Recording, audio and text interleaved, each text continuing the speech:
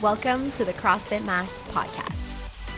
What is going on, everyone? Thanks for tuning in. We got a spooky Halloween special for you guys, so we hope you dig it. But before we get into it, we want to know where you are in the world listening to this. So go on your social media, find us on Instagram, CrossFitMax_MTL, or you can find us on Facebook as well, and shoot us a little DM. Let us know where you're listening to, and if you're getting any value, we would love to connect you and just say, hey, what's up? So we hope you enjoy this. Let's get into it.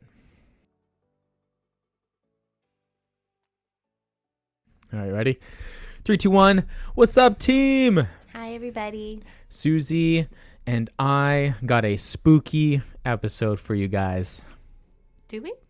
I hope so. We actually have no idea what.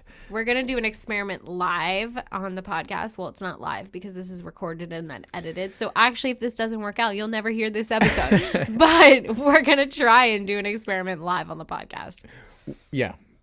Because this is Halloween week. It is, yeah. We are recording this on Tuesday, October 29th, and Halloween is coming up in 48 hours from now. Or if you're listening to this in 24 hours from now. Indeed. Or maybe they're listening to it after Halloween, in which case we hope that you got... Merry Christmas. Because on November 1st, it's Christmas. It's Christmas time? All right, you're one of those people. Nice. I feel like I'm not like that into holidays, but now that we have a baby, I feel like a sense of obligation to like get on board. I wonder if the folks right now can listen and hear Tommy in the background screaming. I'm sure they can't hear him from this far. He's not cooperating with Papa Miller back there. Yeah, so if I sound like I have no attention span, it's because my mommy senses are tweaking as I can hear my child literally screaming his lungs off. Question for you, love. Answer for you, love. Were you into Halloween growing up? Yes. Would you dress up and everything? My first Halloween in Canada, because I moved to Canada when I was 5. Yeah. Okay. So you moved here from Australia, which I didn't know this growing up. They don't have Australia. They don't have Halloween. They have Australia. Growing up in North America, it's a very North American holiday. I did not know this until I think I met you. Trick-or-treating isn't a thing. So Susie's parents are British, and Susie was born in Australia, and she's lived in Canada for most of her whole life. So when I talked to her parents, they're like, yeah, like there's Halloween wasn't really a thing growing up. Like and I was like, trick-or-treating oh, it's because the doesn't era, exist. because the era, because of your age. They're like, no, because it's very North American. I didn't know this. Yeah. So, I feel like it's starting to happen now because of like the age of social media and like stuff. The new generation in Australia are being more into Halloween, but trick-or-treating is definitely a North American thing. So I had never had Halloween before I moved to Canada. And when we moved to Canada, I turned 6 that year. So that was my first Halloween. You did it when you were 6, yeah? Yeah. Your parents were like, I guess we might as well. Well, all the kids. Where we used to live was like the spot for trick-or-treating. Like all the families would drop their kids off in our neighborhood. It was like the hot spot for trick-or-treating because it was like a nice closed off kind of short-ish block of just like massive houses. Gotcha. So my first Halloween, I remember it vividly. I was a kangaroo. No way. I dressed up as a kangaroo. That's pretty cute. And I remember being literally devastated because I had to wear gloves and it like ruined my costume. Kangaroos don't wear gloves. That's weird. Yeah, and I had to wear gloves and I remember that they were blue. How weird is that? That's like a very vivid memory. Your parents didn't match your gloves with your outfit. Yeah, so that's where my trust issues began. Yeah. With your parents? Thanks a lot, Mom and Dad. Yeah. So anyways, I had to wear these like blue mittens or whatever to keep my hands warm because it was really cold and it ruined my costume. So they basically killed all of the fun. Well, that's a very sad story. No, but I remember it was really cool going trick-or-treating. I loved it. It's super interesting. Big Halloween kid after that. Because Halloween, you could either get sunny and warm, or I haven't looked at the weather this week, but it's going to be like cooler. It's going to be like 20 degrees on Thursday. It's Yeah. crazy. The kids are finally going to get a good Halloween. Yeah, it's true. And then other Halloweens, sometimes it's snowing. I remember there being like snowbanks one year. Yep. Anyway, the last 2 years, though, hasn't Halloween literally been canceled because it's been torrential rain? Yeah. And then you get one night, and if it's and then the year before that also there was COVID, so people definitely weren't trick or treating. Are we gonna take Tommy trick or treating? Well, yeah, let's tell the fine folks, the fine listeners over here, your recommendation. I thought it would be cute to go for a walk on Halloween evening so that we could walk amongst the trick-or-treaters. I don't think that's so weird. Why are you laughing? Are we going to dress up? So Susie said, we could put ears or something. Should we put Thomas in his bear costume? In his outfit and just go trick-or-treating ourselves? She said she wanted to knock on people's doors. No, I didn't. You're such a liar. Tommy's obviously going to be the one knocking. She's like, we should just go for a walk on trick-or-treating and so we can see all the people doing it, which I'm all in for. We should definitely do that. And then Brandon said... I'm working on Thursday night. Then Brandon said, oh, shit, I guess I'll be going without you. Then Brandon goes, oh, it's super weird. We're going to be two adults just walking around with all the kids. I'm like, no, we have a kid now. Like, we're allowed. We get a free pass. We can do all the weird stuff because we have our own kid. We have our kid, yeah. Unfortunately, I'm coaching. I know. It's so annoying. He doesn't even eat candy yet. Yeah. We could definitely knock on some people's door and try to get some candy out of it. When I finish coaching and I get home at night, I'm expecting a bag full of candy. Yo, Tommy and I are going to trick-or-treat the hell out of Point Claire. Yeah. Watch out, guys. I'm coming. No, I guess I'll take him for a walk by myself. Yeah. I think I should put like cat ears or something if I'm going to go out walking on Halloween. I really hope that you do wear something. What? I wouldn't go naked. That would be really weird. That's where we draw the line. It's going to be 20 degrees. Woo! I'm going as a nudist this year. With your baby stroller. Yuck. Sorry for the visual, guys. For all you guys that are taking your kids out for trick-or-treating, we hope that you enjoy. Also, note that it's totally fine to have some treats that night. It's okay. Give yourself a little bit of leeway. What is your chocolate of choice? Chocolate of choice. Like when you were a kid, you're like, fuck yeah, I got blank. Yeah, well, first of all, I'll say that I'm more of a chocolate guy than a candy person. Oh, yeah, I already knew that. That's why I asked your chocolate of choice. But yes, correct. What is the thing that you got that you were like, yeah, probably. Ooh, I got lucky. Maybe Kit Kat. Oh, I knew you were going to say that. I thought you were going to say maybe Reese peanut butter cups, but. Yeah, those were good. Even Aero. Oh, I love Aero. I hate Aero. Little bubbles. That's so boring. No, yeah, those ones are good. Or even like the little bagged M&Ms. You know what I like? Those little crunchy chocolate bars. Crunchy chocolate bars. All right. Or is it called Crunch? Yeah, that's okay. So good. Yeah, gotcha. I thought they were called Crunchies. No, I believe the blue wrapper, I think, is called Crunch. Oh, I mean, you would know better than me. Maybe I'm totally wrong. It's been a while since I've had one, but anyways. You know what's the worst? Yeah, what's the worst? The Rockets. Like, don't give out Rockets. No kid wants those. Yeah, that's why I said I'm a chocolate guy. So when I would get the candies, I'd be like, darn, I got this person give me a bunch of candies. I want chocolate. So yeah. Anyways. Now you're going to talk again. I'm going to interrupt you again. Enjoy your trick-or-treating with your families, guys, and make sure you give yourself some gentle treats. Enjoy the evening, but like once Halloween is over, it's not a chocolate a day till Christmas, you know? Exactly, yeah. Like I messaged a client, I said, hey, enjoy the chocolates. I know every year that you talk about it and you always buy a little bit too much and give the kiddos some, but on Friday morning, get them out of the house. Yeah. Have them done out of the house by Friday morning. Obviously, if you have kids, that's going to be a little bit different because they're going to want to, you don't want to load them up with all their chocolates on the Thursday night, and they'll probably want to enjoy some for the weekend. But just for yourself, if you're giving out candies and you don't have any children, then try to give them all out. So on Friday morning, you wake up and you don't have the extra temptations of having a box or two of extra chocolates and stuff. Be generous with the kiddos. Love it. All right. What we're going to do for today, we actually have no idea what's going to pop up. We have our good friend, ChatGPT. Oh, I was like, who's our friend? Shit. We got our good buddy, ChatGPT, over here. My man. Or woman. Or they, them. Whoever you are. And what Susie is going to do is Susie is going to spit in. What are you going to type in it? Okay, I'm going to ask ChatGPT to tell me top 10 spooky health facts. spooky health facts. And then what we're going to do is we're going to go over... Okay, hit enter. We're going to go over some of them, all of them. We'll kind of bring them up and see what we got going here. I feel like you didn't give it enough of like a good search into that. We could have put some more info into it, but let's see what popped up here. Susie's kind of hiding the laptop here. I would love to see. What do we got here? Yo. Yo, this is disgusting. I'm not sure that this is... This is exactly what we're going to... Eyes can still move after death? What? What did you type in here?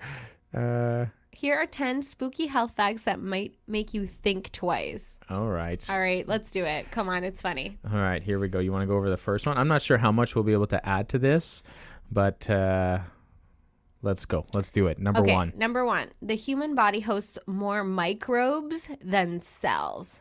Ooh. Your body hosts roughly 39 trillion microbes, outnumbering your human cells. Many of these are beneficial, but some can be harmful when the balance is disrupted. I'm got to be totally honest. What's a microbe? Yeah, I don't even know what that is. Obviously, we know what our cells are, and there's tons microbe of stuff. is like germ? Maybe. Let's ask ChatGPT. Yeah. We're too dumb for this question. Yeah, that's why I feel like we should have given it a little bit more. Microbe. I feel like we should have given ChatGPT a little bit more information on what exactly we're looking at. But a microbe or microorganism is a tiny living organism that is usually too small to be seen with the naked eye. Microbes includes a variety of organisms such as like bacteria and stuff. I just like had to read the word organism so slowly because I was like, fuck, don't say orgasm, don't say orgasm. Okay. The different types of microbes are bacteria, viruses, fungi, I don't know, algae, and I don't know how to say this word. Protozoa. Dang. All right, so apparently we got more of these microbes, than we're made we up do have of cells. more germs basically than cells. That is definitely Yuck. Interesting. Love it. Okay.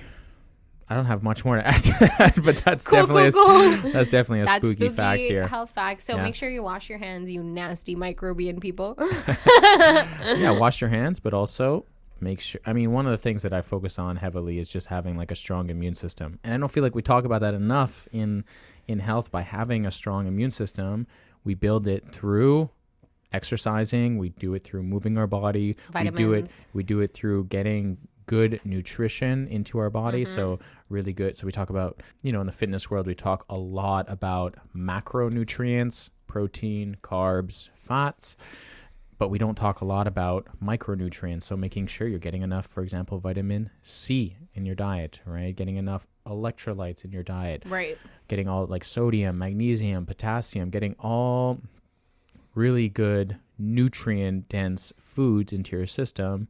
So it is super important that we think, like, especially during this time of year, we're getting less sunlight, right? We're getting less sunlight exposure on our skins. We're not going for walks as much. We are staying indoors more often. We're not moving our body as much because we're sitting down more often rather than, going out for bikes or for walks and stuff. So just making sure that you actually like focus on exercising properly, eating the right nutrition, and making sure that you are in control over your immune strength. You aren't in control of, let's say, maybe a virus that you can catch through someone. Maybe someone grabbed a door handle, then you grabbed it after that. There's no control in that. But we can control how strong our immune system is by moving our body, by eating good foods, by sleeping right, etc. Getting our vitamins in, supplements, stuff like that. All right, what's number 2? Brain eating amoeba. I'm too dumb to read all these sciencey words. Basically, there's some deadly thing that can enter your nose when swimming in warm, fresh water that can kill you. So the thing about this stuff is like, this is not... Let's give a better search here, because these are not spooky health facts, right? Like brain eating, I don't know how you say that. Amoeba? I don't know, it's too many vowels. Yeah. I feel like we should do a better search here. Okay. Let's do a more specific search here. Just say, hey, ChatGPT. Well, Some of these are interesting. Okay, we'll go over into some of the ones that you... Let's skip like the ones about like random things that we don't understand. But like restless sleep and early death. All right, go for Poor it. sleep isn't just unpleasant. It's linked to higher risk of heart disease, stroke, diabetes, and even early mortality. Chronic sleep issues increase your odds of an early grave. Yeah, that's deep. That is spooky. Very, very spooky for sure. How many hours are you supposed to sleep, love? 7 to 9. 7 to 9 is the goal. 10 if you're lucky. Not just length of sleep, but quality of sleep is super important. Mm-hmm. So what are some of the things that we could improve on to get not just longer hours of sleep, but deeper parts of sleep? Cool bedroom. Yeah. Making sure we turn the blue lights off our technology. Yep. So especially if you have an iPhone, I'm not sure how other phones work, but on your iPhone settings, you can go into your settings and in the nighttime mode, for example, I have nighttime mode starting at 8 p.m. every night, and my phone shuts off the blue light. So my phone gets a little bit more orangey, which you can't actually tell. You can only tell when you switch it. But when then you, you adjust to it. Yeah, when you go from the normal light, which has blue light, which suppresses melatonin, which melatonin is the hormone that helps you sleep, right? When you start to get tired, your body produces melatonin, and that's what gets you tired, and then that's what makes you eventually fall asleep. But blue light suppresses the melatonin production in your body. So if you were to look at your phone and just turn blue light off and then back on, you're going to see a huge difference. But when 8 p.m. hits, my phone automatically goes into nighttime mode, and blue light gets shut off. And then what happens is your phone looks a little bit more orange, but you can't even tell. At that point, you're like, your phone's not on. Like, I don't look at my phone at exactly 8 o'clock when it switches. It's like 8:05, 8:10, 8:15. Whenever I look at my phone, I just kind of open it and then go amongst it, and I never notice the difference. So I would highly recommend for anyone who has a phone or uses their phone late at night, which, let's be honest, is most people, just turning on that nighttime mode where the blue light gets shut off. That's great. You know, a lot of people say don't use any technology before bed. Try to read a book. That's fantastic, and that's probably the best option. And I love my pre-bed TikTok scroll. Exactly. Yeah. If I'm honest. Which is not great for you to just shut your brain off. For most people, it's not. For me, I like to turn on something on my phone and just watch it, and that allows my brain to just relax before bed rather than I feel like, let's say I'm reading. You're a chronic thinker. Yeah.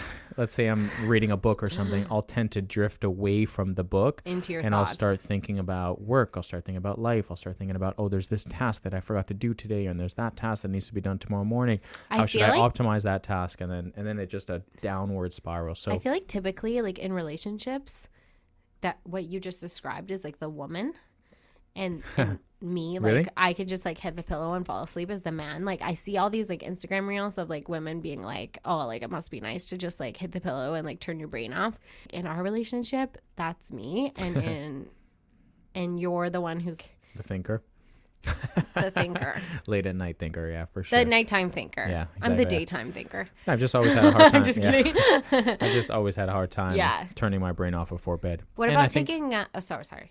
And I think that a lot of people struggle with that issue. It's like people, well, you know, in these situations I've looked at, okay, this is something I struggle at, rather than what I think a lot of people do. They think, I struggle at falling asleep. I'm not a good sleeper. So I'm just going to be defined as a bad sleeper, and it's just going to be what it's going to be. I'm just going to fall asleep whenever I fall asleep. But that's not true. There are things that you can control. For example, making sure your temperature in your room is cooler.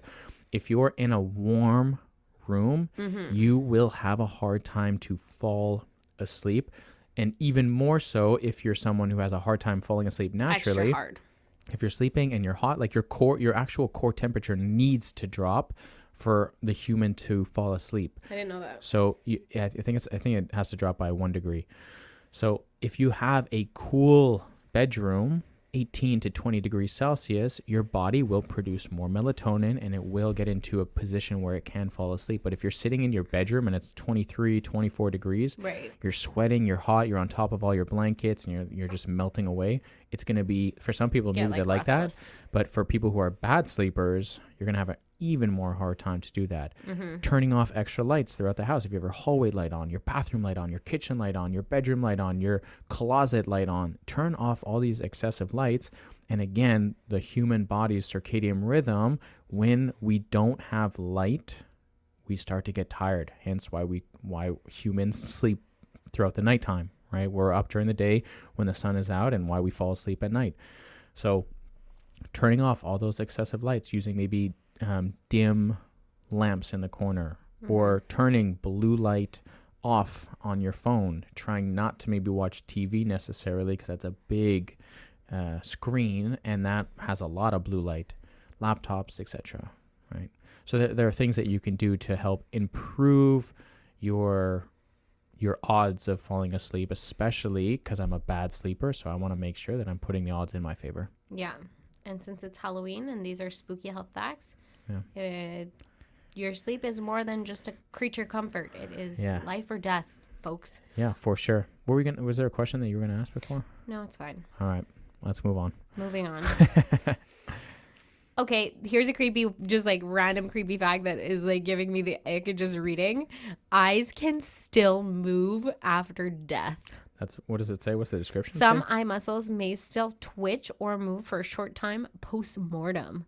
Though it's rare, the lifeless eye movement can be unsettling to those who witness it. Yeah, I'm sorry. If someone is dead in front of me and their eyes move, bruh, no thank you. I am punching you square in the face if you're dead. Night, bitch. If you are dead and your eyes open, first of all, I'm going to outlive you. Punch in the face immediately.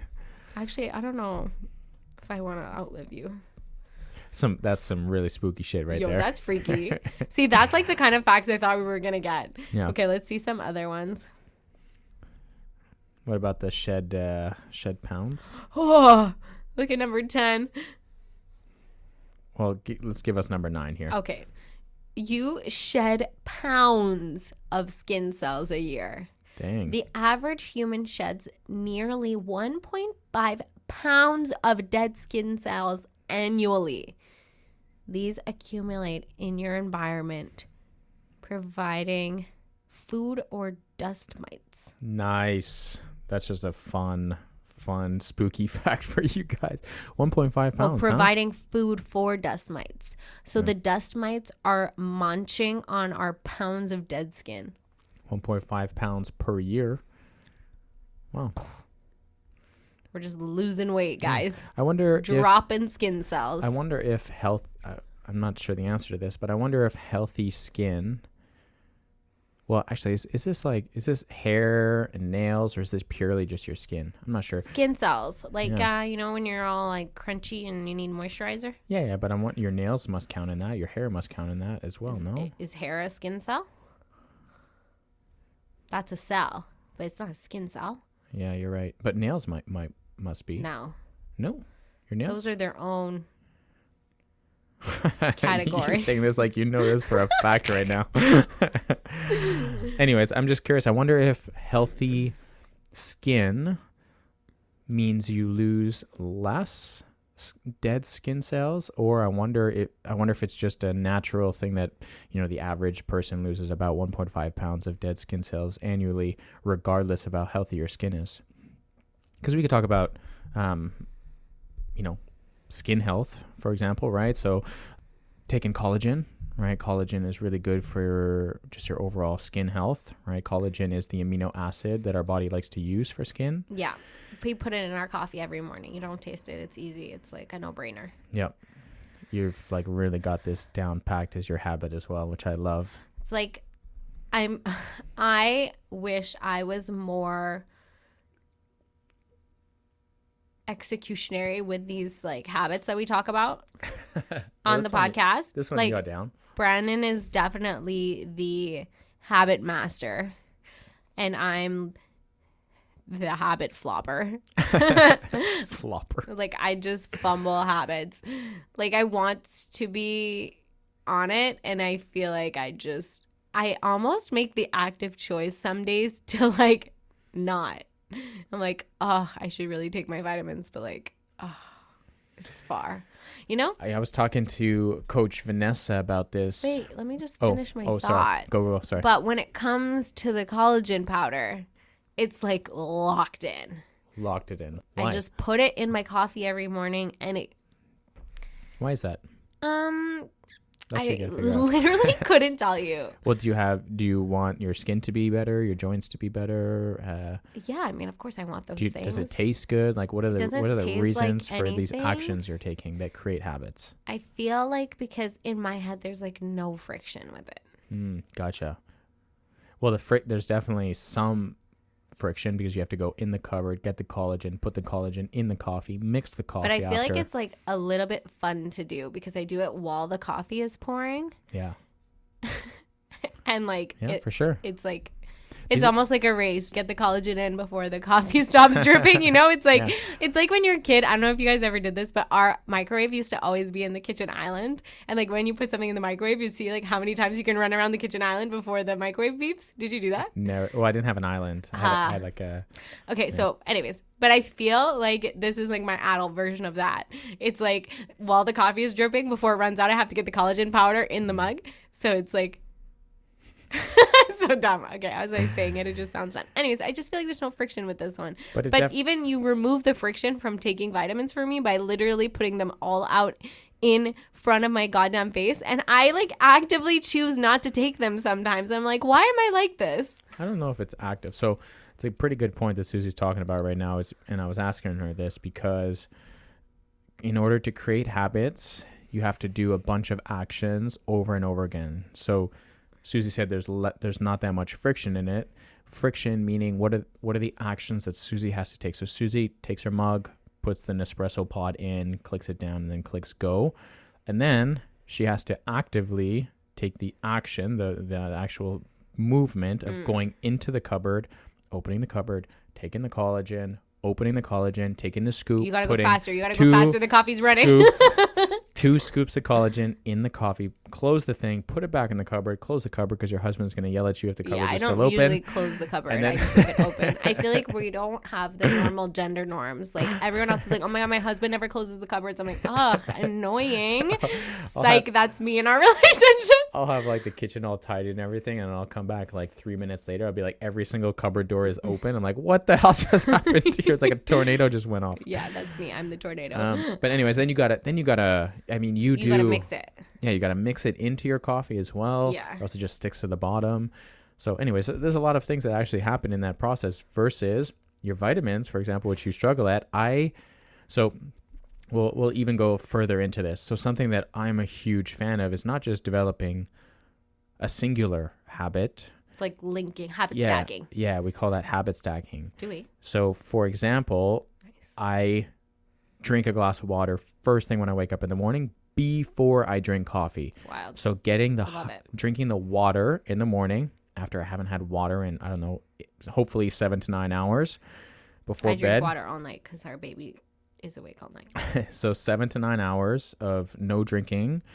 So I drink a glass of water instantly. So that's habit number 1. Habit number 2 is I also throw in my green supplements into that glass of water. So I have like a little sip of water and then I fill it all the way up and then I put my greens into it. I mix it. So that's habit 1. Habit 2. Habit 3 is then I start to take all my vitamins with that. So my vitamin D and my omega-3. So I'll take that at the same. So you're looking at now doing multiple things that have stacked one on top of each other. It's brilliant. So you are brilliant. And also that, not just that, but my 4th habit is take out Susie's vitamins for her so that hopefully she'll take them herself. It's everything I can do except actually put it in her mouth. Sometimes he does actually bring it all the way to my mouth for me. And there's still resistance. Yeah. I don't know why, because like I want to be healthy. Yeah. Like I want it, but I just but anyways, so going back to skin here. So collagen could be something that's good. Eating enough protein throughout the day is really good for your skin as well. Eating lots of vegetables and fruits and getting, again, good nutrients from that food, right? And I would also add that lifting heavy weights and building muscle tissue is really good for your skin versus having excessive amounts of body fat. And then Correct. I'll even go ahead and add one more. It's just getting sunlight exposure on your skin. I'm not talking about getting burnt. Yeah, Mr. Being Lobster. burnt is not great for your skin, but getting vitamin D on your skin. So for my Essential. people who just like cover all their skin in the summertime and want to wear or have an umbrella over their body so the sun is your doesn't. friend. It's like the sun is good for you. The sun is really good for your skin. It's really good for your body. Vitamin D is really good for, again, your skin as well. So make sure you're doing all those things for good skin. And that being said, I have no idea if shedding this much skin is good, bad, or whatever, but it is spooky. 1.5 pounds of your body is just spread out throughout the year. Yeah, like if you were to like put that all in a pile, anyways, yuck. Yeah. Gross. Okay, next one. This one is so yucky. I don't even want to say it out loud. Say it. Tapeworms can grow 30 feet long. That's longer than the turf. No, it's not. How long is our turf? Our turf is 40 feet. 40 feet. What is this? I don't understand. Tapeworm. What is that? Like a parasite. It's in your stomach. Gross. A tapeworm infection from undercooked meat or contaminated water can grow inside the intestines, sometimes reaching lengths of up to 30 feet and living there for years undetected. That is gross. That is absolutely foul. really important. Happy Halloween. Really friends. important health hack for you guys is making sure you Cook your meat. Cook your meat here. Yeah. I mean, I think we're lucky in North America. Like, we have good quality water to access at any time. Mm-hmm. But also cook your food because you can never be too careful. Yeah. I think some of the other ones I don't want to say. All right, the last one I would like to go over here, which I think is extremely related to our mission here at CrossFit Max. Is it spooky? It's very spooky here. Spill. Well, not what we're doing. What we're doing is the opposite of spooky. What we're doing is... No, is the fact spooky? The fact is spooky. You want to read it? What is it? Right here. So chronic sitting weakens muscles and bones. Ooh. Which... is not the second. The latter is the one that I'm want to discuss because it's obvious the muscles part. Yeah, the muscles part. Well, I feel like people might not even think about that as much, but it's a little bit more obvious that if you're not building muscle or maintaining that muscle, then you're going to be losing it. But even more important is the bones aspect. People don't know this, but as you age, your bones are becoming more fragile. So the ChatGPT just wrote here, extended sitting like at a desk job, which enter listeners' thought process right here is everyone's thinking about how much they sit in a day, which, you know, is the reality. It's 2024, almost 2025. Oh my and God. So many people sit down for most of the day. Again, extended sitting like at a desk job can lead to muscle atrophy, weaker bones, and poor posture. Over time, it even increases the risk of blood clots, heart disease, and some cancers. Sitting for long periods has been dubbed the new smoking due to its negative health impacts. Oh, shit. We got to move our bodies more, folks. I feel like when you bring in an analogy of like, this is like the new smoking, it's extra confronting because it's like, you know, we've all been well drilled into us by now that like smoking is bad and will only give you negative health outcomes. Yeah. So if you think about chronic sitting being up there with just as bad for you as smoking, it's a little bit of a like, let's get up and go for a walk, folks. Yeah, for sure. And it's just, we fight this battle on a daily basis here because so many people are absolutely scared and spooked out by the fact that they should be lifting weights.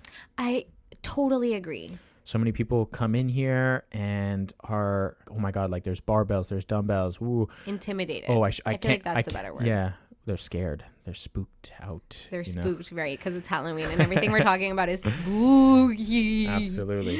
So and then in new people are like, oh, no, I'm going to go light today because I don't want to hurt myself. It's like, sitting down all day is going to hurt yourself, right? Yeah, you know what? Actually, can I do an anecdote on this? Yeah, sure. I just started doing foundations with a new client, Sani. Sani, shout out Sani. Hopefully he's Shout listening. out, Bud. And nice new referral from Sarah. So thank you, Sarah. And he, on his initial assessment with me, was telling me how he was having some back pain. And he wasn't sure if he had gotten this back pain from doing some lunges on his own in his home, in his like condo gym, or he was like, it could also be because I'm just spend so much of my day seated. Mm-hmm. And so then as we approach our first few sessions together, he did a session with Amanda on the deadlift, and he was like, I was asking about how it went and everything, and he was telling me that actually he was nervous that after that session his back pain would be aggravated, but he said it was actually the exact opposite, and that his back hadn't felt so good in so long. And that's just like a really short, you know, like I had pain, I move my body, then I don't have pain this one time. But it just puts onto a large scale that it maybe you do a movement like a lunge or a squat or something, and you get something gets aggravated, but it wasn't that movement that caused you the pain. Typically, okay, there's like case by case thing, but typically it's like the sedentary lifestyle that is causing you the pain. And then as you build strength and movement and lubricating your joints and lifting weights in the gym, you are going to realize that that back pain is going to be eradicated. Yeah, well, strengthening your muscles and strengthening your bones as well, right? Another scary fact here is like the statistics are so high for anyone who falls over the age, I think it's 60 or 65. Anybody who falls and breaks a bone is dead within a year just from that fall, right? They'll break a leg, break a hip. It's like this the stat of the percent of people that die within a year of having is a fall, yeah, freaking high. Like it's so crazy high and scary. And you know, hopefully some of the listeners right now are maybe even thinking about that, like some maybe memories of something or someone in their family happened where, okay, like that person fell and then everything went down, right? Yeah, like my grandfather recently, my grandfather was, you know, at decent health for 82 years old. Yeah, it really at Christmas time last year. Fell, dislocated his shoulder, got an infection. It was just like a cascade. Just like within a year, passed away. It's crazy the percent of people that die within a year of them falling and breaking a bone.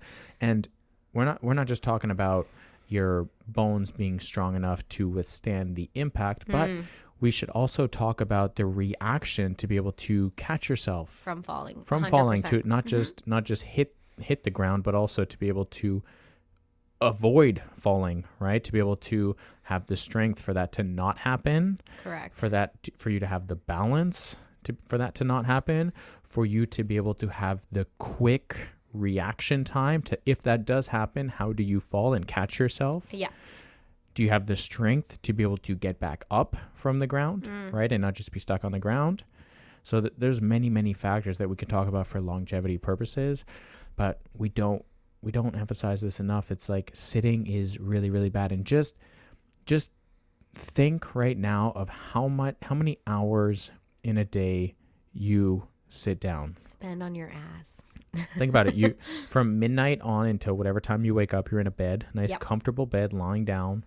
And then you probably get up, you do some movement, you shower, you eat. But during that eating process, what are you doing? I'm sitting down. Okay. I get up. I get to my car. If you're a man, you spend about 30 minutes on the toilet scrolling your phone. Valid. Sitting. Right? But then you eat, you're sitting down, you get up, grab the keys, get into your car or take the public transit, you're sitting down. You drive to X job, you get up, you take a few steps, you sit down at a desk, and 8 hours. Like Sandy was talking about, like he sits down for most of the day. You're sitting down for maybe another 4 more hours. You get up for lunchtime, you move a little bit, you sit down to eat lunch, you get back up, you go back to your desk. And then even best case scenario, you sit in your car, you drive to CrossFit, and you're only moving your body for 60 minutes. Yep. Or you had to sit to drive to CrossFit, And then you get up And 60 minutes, right? And then when you leave, guess what? You got to sit back down in your car. You drive back home. You get up. You sit at a table and you have supper with your family. And then you You're sit sitting on the down. couch. And then there's chill time at the end. Maybe you're moving around, doing some little extra tidying up of the house or cleaning or whatever, getting the kids to bed. And then you want to spend some time just sitting and watching TV. You sit down, you watch some TV or whatever. You're on your phone, your laptop, maybe reading a book. And then you lie down for a couple more hours at the end of the night before it hits midnight, and then you start the day And over that again. is like the person who is working out like 5 days a week. You know, you at least you have that 60 minutes of movement and weight training and blah, blah, blah. Most of society doesn't have that. Yeah. And so they're just literally chronic sitters. Yep. And their bones, their muscles, they're deteriorating. Mm-hmm. Not only are they shedding up 1.5 pounds of skin cells every year, but they're literally melting away all that good quality muscle in their body, and all their bone density is just withering away. So spooky fact. spooky fact. Don't sit down too often throughout the day, or at least if you can, do little things. You know, we're talking about Sandy, and he was referred by Sarah. Sarah works at the same office, and I know that Sarah has a standing desk. So I asked Sandy, I was like, hey, do you have that function of having like the standing desk? Like, yeah, everyone in the office has a standing desk. I'm like, well, maybe we do. You don't have to stand all day, but maybe you start incorporating the standing aspect with the sit down, right? You do like 45 minutes of sitting, 10 to 15 minutes of standing desks, right? What a good invention. And there's like little things that you can do, you know, making sure you are getting your exercise. And yeah, so just be mindful, guys, that sitting down does cause stiffness in your hips, in your lower back, in your muscles, in your joints, all these things. And you shouldn't be afraid of lifting the barbell. You should be afraid of sitting on your booty all day. Absolutely, yeah. The fear is displaced, guys. Yeah.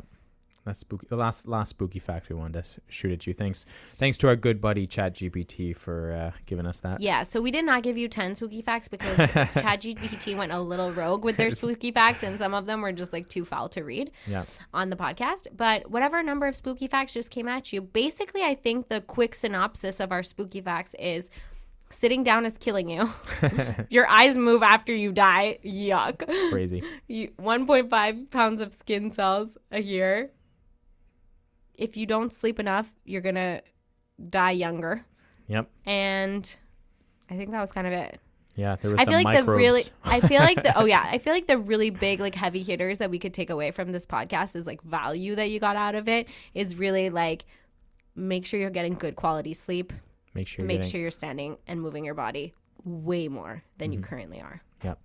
And make sure you're getting good quality nutrition in. Facts. Client of the week Pew, pew, pew, pew, pew, pew, pew, pew. is someone, a singular client. Oh, just one single client this week. One client who actually has the mindset that they know they sit down often throughout the day, and that I'm always telling them, you have to take a rest, you have to take a rest. And they always joke that I rest for 23 hours of the day. This is my workout. This is the 1 hour that I get to move and work out. And he is Mr. Consistent himself. And shout out to Mathieu for being client of the week. Yay, way to go, Matt. Well deserved. One of probably the most ultra consistent members we've had since literally day one. He's a founding member of CrossFit Max. He is. And his whole family works out here, and the man doesn't take a rest day. Or at least I have to yell at him to take one rest day. I mean, his gains over the last few years has been really impressive. I mean, he was already a fit person when he joined CrossFit Max. I think health is very big priority in their family's life, and it's killing it. It's amazing, and I love that. But I will say the man is shredded. He is. Like the last 2 years, like he was a fit man, and now he's like shredded. He was lean. Shredded. He was lean before, and now he's shredded. Yeah, like top notch. Top notch. Hear that, Matt? My wife is hitting on you through the podcast. Whoa, I'm not hitting on him. Sorry, Emma. I mean, he's also had not just a huge impact on himself, but he's encouraged his family, heavily. Emma's crushing it too. Absolutely. His youngest daughter now is getting into it. Ava, she's come in Saturdays and Sundays every single week, and she's been super consistent with that. Amazing. And she's just freaking awesome. And Marine obviously has done all our awesome videos and stuff. And she works out hard too when she can. When she can, yeah, exactly. She's been a little less at the gym, but I heard she's still keeping up her training. But the whole family is just not just health oriented, crushing their health, but they're just all good people. And Matt's always encouraging others around him. So shout out to the most consistent CrossFit Max athlete. Yeah, I think he's probably attended more CrossFit classes than anyone in our gym, right? By far, yeah. Yeah. I would actually say that Matt could honestly be client of the week every single week, but sorry, Matt, we have to give it to other people too. Yeah, we gotta spread the love. But don't worry, your name comes up in the discussion pretty much weekly. It's like Matt or someone else. All right, guys, we hope that you enjoyed this spooky episode, and we'll catch you guys in the next one. See ya. Bye.